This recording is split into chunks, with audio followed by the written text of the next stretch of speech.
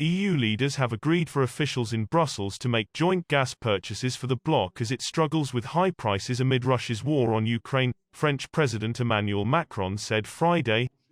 What we decided, for the first time, is that the European Commission will have a mandate to do joint procurement, which is exactly what we decided, remember, for vaccines at the time of the COVID crisis, Macron told journalists after an EU summit in Brussels. Discussions on energy dominated Friday's final session of the two-day summit, which on Thursday was given over to a show of Western unity against Russia by US President Joe Biden participating.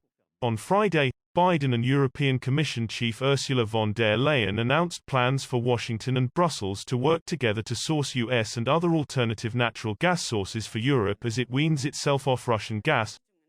Formal conclusions from the second day of the summit said the joint purchasing plan for gas and other Commission steps to mitigate high market prices would be voluntary and time-limited. The joint purchases of gas would also be open to Ukraine and other non-EU countries, including Western Balkans ones and Georgia and Moldova. EU leaders recognized that, inside the bloc, the needs and energy mixes of the bloc's 27 nations varied widely. Some, in the east, were deeply dependent on Russian gas, while others such as Spain and Portugal found themselves less connected to the rest of Europe in terms of supply lines. It's a bit tricky, German Chancellor Olaf Scholz said, explaining that it would fall on private companies across Europe that have existing contracts to buy gas.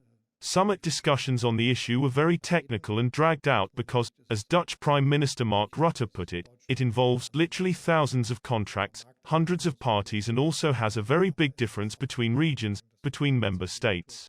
The Commission has been told to come back to leaders with a comprehensive and ambitious plan on how to phase out Russian coal and gas while not exacerbating price hikes by the end of May. Short-term measures such as energy tax cuts and price capping are to be looked at, but with the proviso that the fundamentals of market trading were not undercut.